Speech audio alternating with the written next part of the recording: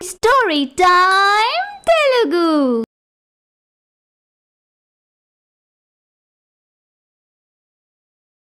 కోడలి పెళ్లి రెండో భాగం. షాక్ నుండి తేరుకున్న ధనుంజయ్, సునంద బోరున విలపిస్తారు. ధనుంజయ్ ఇల్లు శోకసంద్రంలో మునిగిపోతుంది. ధనుంజయ్ ఇంటి నుండి కేకలు వినిపించటంతో ఇరుగు పొరుగు వాళ్ళు పరుగు పరుగునా వస్తారు. ఏమైంది ధనుంజయ్ గారు? ఎందుకు మీ అబ్బాయి ఫోటో పట్టుకుని ఏడుస్తున్నారు? ఎప్పుడూ నిబ్బరంగుండే సునందక్క ఇలా బోరుని ఏడుతుందంటే ఏదో జరగరాందే జరుగుంటదే. రాకేష్ గారికి యాక్సిడెంట్ అయింది, చనిపోయారు. అయ్యో, ఎంత ఘోరం జరిగింది?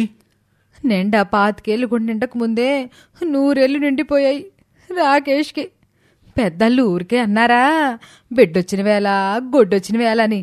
కొత్త కోళ్ళు సునంద ఇంట్లో అడుగుపెట్టిన వేళ విశేషం. పెళ్ళయి 6 రోజులు కూడా కాలేదు, అప్పుడే కొడుకు చచ్చిపోయాడు. అప్పుడు గుర్తుకొస్తుంది సునందకి తన కోడలు. అమృత అమృత అని ఎంత పిలిచినా పలక్కపోవటంతో, ఏవండి, అమృత ఎంత పిలిచినా పలకడం లేదు. నాకెందుకో భయంగా ఉందండి. త్వరగా హాస్పిటల్కి తీసుకెళ్దాం పద అని గబగబా కారులో హాస్పిటల్కి తీసుకుని వెళ్తారు. డాక్టర్ గారు, తను నా కోడలు స్పృహ తప్పి పడిపోయింది. మీరు కంగారు పడకండి, తన బ్రెయిన్ సడన్ షాక్కి గురైంది, డీప్గా డిస్టర్బ్ అయింది. మీరు ఇంకొంచెం ఆలస్యం చేసుంటే కోమాలోకి వెళ్లే అవకాశం కూడా లేకపోలేదు. టైంకి తీసుకొచ్చారు. తనని ఈ పరిస్థితికి తీసుకొచ్చిన న్యూస్ ఏంటి? తన భర్త మరణ వార్త అండి. అలాగా, ఐఎమ్ సారీ అండి. ఇంజెక్షన్ ఇచ్చాను, గంటలో స్పృహలోకి వస్తుంది. ఏవండి, అమృత వాళ్ళ అమ్మ నాన్నకి ఫోన్ చేసి విషయం ఏంటో చెప్పండి. అలాగే సునంద.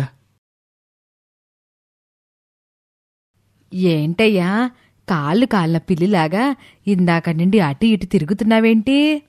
ఏంటో జానకి, అమ్మాయి ఇంట్లో ఉన్నన్ని రోజులు దానికి పెళ్లి చేసి అత్తారింటికి ఎప్పుడు పంపిస్తామా అని ఒకటే దిగులుండేది.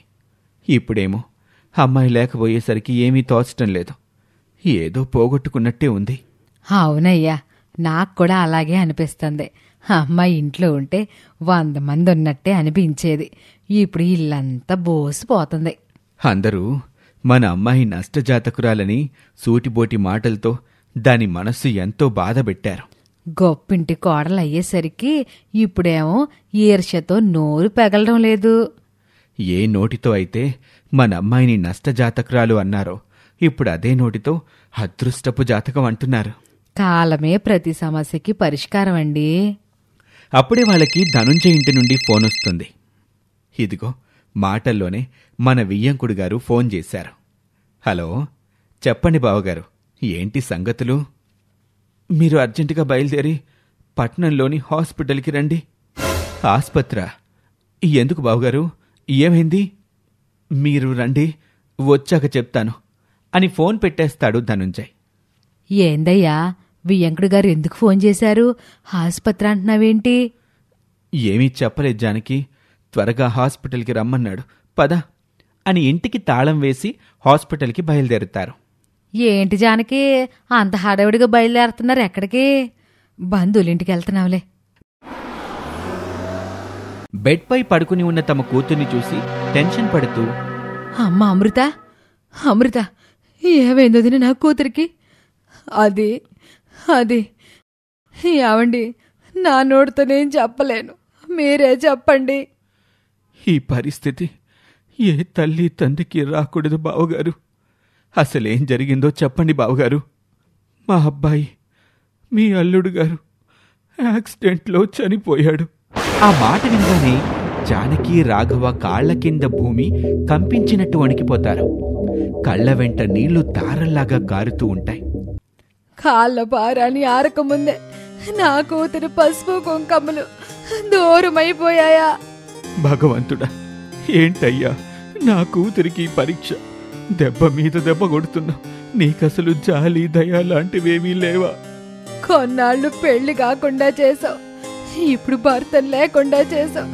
ఇంత చిన్న వయసులో దానికి ఇన్ని కష్టాలు పెడుతున్నావా అని బాధపడుతూ ఉంటారు. ఘోర ప్రమాదంలో పట్నంకి చెందిన రాకేష్ అనే యువకుడు మృతి చెందాడు అని రాకేష్ ఫోటో వేస్తారు. అది చూసిన పక్కింటి కాంతం కళ్ళు పెద్దవి చేసి చూస్తూ, ఓ గంగమ్మ, తాయారు, త్వరగా రండి రండే. వాళ్ళు పరుగునక్కడికొస్తారు. ఎందుకే అలా గావు కేకలు పెట్టి మరీ పిలుస్తున్నావు? గావు కేకలు కాదు, నేను చెప్పేదింటే మీరు కూడా కరెంటు షాకు కొట్టినట్టు అయిపోతారు తెలుసా? ఏంటే విషయం? ఒకసారి టీవీ చూడండి. ఆ న్యూస్ చూసి వాళ్ళు కూడా షాక్ తింటారు. కోడల్ని తీసుకుని ఇంటికొస్తారు ధనుంజయ్ సునంద. జీవచ్చవంలా చలనం లేకుండా ఒక మూలన కూర్చుంటుంది. ఏంటండి మనకి కర్మ, ఎవరికి ఏ పాపం చేశాం? తల్లి తండ్రులు బ్రతికుండగానే బిడ్డల చావు కళ్లతో చూడాల్సి రావటం ఆ తల్లి తండ్రులకి జీవిత ఖైదు శిక్షతో సమానం. తల్లిదండ్రులకు కొరువు పెట్టి వాళ్ళని పొన్నామ నరకం నుండి కాపాడే కొడుక్కి తిరిగా తల్లిదండ్రులే కొరువు పెట్టడం అనేది గుండెల్ని పిండేసే తట్టుకోలేని వ్యాధ కదండి. అలా కొద్ది రోజులు గడుస్తాయి. అమృత మనసుకి కాస్తైనా ప్రశాంతత దొరుకుతుందేమోనని గుడికి తీసుకొస్తారు తల్లి తండ్రి. చూడమ్మా, పోయిన వాళ్లతో పాటు మనము పోలేము కదా. గుండె నిబ్బరం చేసుకుని బ్రతకాలి తల్లి. అన్నీ మనం అనుకున్నట్టు జరిగితే అది జీవితం ఎందుకు అవుతుందమ్మా? మనం ఊహించనివి జరిగేదే జీవితం అంటే. నాకు బ్రతకాలని లేదు. ఇలా ఆలోచిస్తే ఈ సమాజంలో భర్తలు చనిపోయిన భార్యలందరూ చనిపోయేవారు తల్లి. అందరి పరిస్థితి వేరు, నా పరిస్థితి వేరు పూజారి గారు. చూడమ్మా, ప్రతి మనిషి తనకొచ్చిన కష్టమే అందరి కష్టం కంటే కూడా చాలా పెద్దది. అలాంటి కష్టం ప్రపంచంలో ఇంకెవరికీ రాలేదు అనుకుంటాడు. అది పొరపాటు తల్లి. కనీసం ఆయన వల్ల నాకొక బిడ్డ కలిగి ఉన్నా వాళ్ళు ఆయన్ని చూసుకుంటూ బ్రతికేదాన్ని. కాని ఆ దేవుడు నాకు అవకాశం కూడా ఇవ్వలేదు. భగవంతుడి లీలలు ఎవరికీ అర్థం కావు తల్లి. ఆయన మనకి ఏ శిక్ష వేసినా అది మన కర్మ ఫలితాల ప్రకారమే ఉంటుంది. నీ జీవితాన్ని ఇలా ఎందుకు రాశాడో ముందు ముందు నీకే తెలుస్తుంది. పూజారి గారు, మీదెంతో జీవితాన్ని చూసిన అనుభవం. నిత్యము ఆ దేవుని సన్నిధిలోనే ఉంటారు. కాని నేను ఎన్నో ఆశలతో, కలలతో, ఊహలతో సంసార జీవితాన్ని ఊహించుకున్నాను. పెళ్లి చేసుకొని నా కాళ్ల పారానికి కూడా ఆరకముందే భర్తని పోగొట్టుకుని వితంతువుగా మారిన ఒక సగటు అమ్మాయిని. నీ బాధ నాకు అర్థమవుతుందమ్మా. కానీ మన చేతుల్లో ఏమీ ఉండదు. కాలమే ప్రతి గాయానికి మందు. ఈ సమాజంలో నా కూతురు ఎలా బతకాలి పూజారి గారు? తలా ఒక మాట అంటూ దాని మనసుకి గాయం చేస్తున్నారు. మూకుడు మూయటానికి మూతుంటుంది గాని జగాన్ని మూయటానికి ఏ మూత లేదమ్మా. మంచి భరించటం ఒక్కటే మార్గం. అలా ఎన్నాళ్ళండి? మంచి రోజులు వచ్చే వరకు. నా జీవితానికి ఇంకా మంచి రోజులు ఎక్కడున్నాయి పూజారి గారు?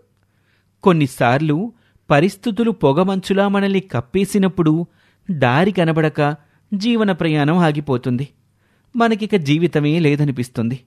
కాని ఆ పొగమంచు చెదిరిపోయే వరకు కాస్త సహనంగా ఎదురుచూస్తే బోలెడంత ఆశాజనకమైన జీవితం మన కోసమే ఎదురుచూస్తూ ఉంటుంది. నాకు నమ్మకం లేదు పూజారి గారు అని అక్కడ్నుంచి వచ్చేస్తుంది. ఇంట్లో పొయ్యి వెలగదు. కొడుకునే తలుచుకుంటూ ప్రతిక్షణం కుమిలిపోతూ ఉంటారు ధనుంజయ్ సునంద.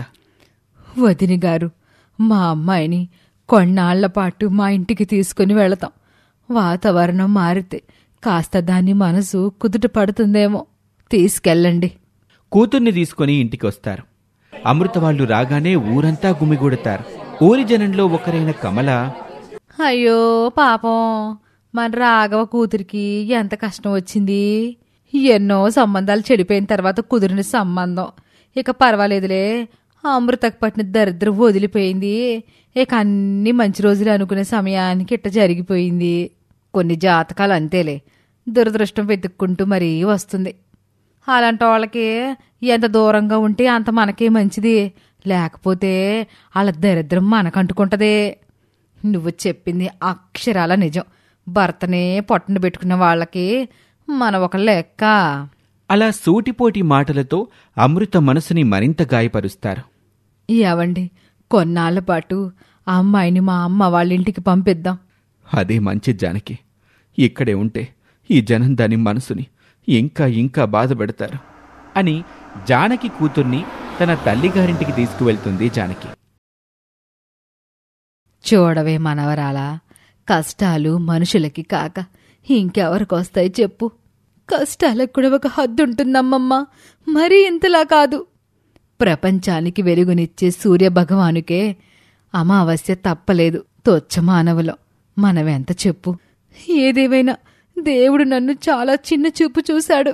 సాగినంతకాలం మనిషి జీవితం బాగానే ఉంటుంది. ఇష్టం వచ్చినట్టు బాగా సాగించుకుంటాడు.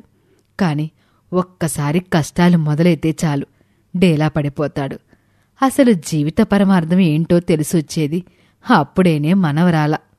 గట్టు నుండి మాట్లాడడం చాలా సులువు, లోతులోకి దిగితేనే కదా భారం తెలిసేది. మీరెన్నైనా చెప్పండి అమ్మమ్మ, జరిగిన ఘోరానికి మీ అందరికంటే ఎక్కువగా నష్టపోయింది నేనే. సరే, నువ్వే కరెక్ట్ కాదన్ను. ఇప్పుడు నువ్వేం చేయాలనుకుంటున్నావు అదైనా చెప్పు.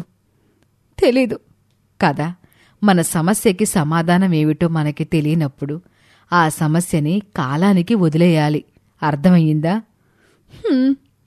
అలా కొద్ది రోజులకి తన మాటలతో అమృతని కాస్త మామూలు స్థితికి తీసుకొస్తుంది అమృత అమ్మమ్మ పార్వతమ్మ.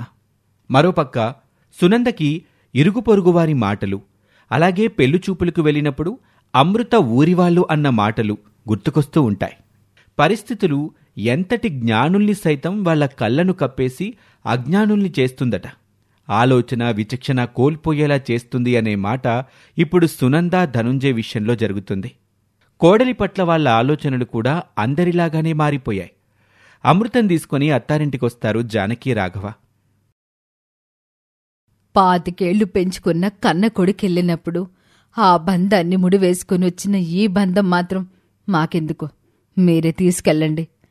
మీరే అలా అంటే తనెక్కడికి పోతుందో దినా? ఇక్కడ ఉండి మాత్రం ఉపయోగమేంటి? మా అబ్బాయి లేనప్పుడు తనిక్కడ ఎవరికోసం ఉండాలి? వాళ్ళలా మాట్లాడేసరికి ఏం చెయ్యాలో తెలియని దిక్కుతోచని స్థితిలో ఉండిపోతారు రాఘవ జానకి. ఇక ఆ తర్వాత ఏమైందో వచ్చే భాగంలో చూద్దాం.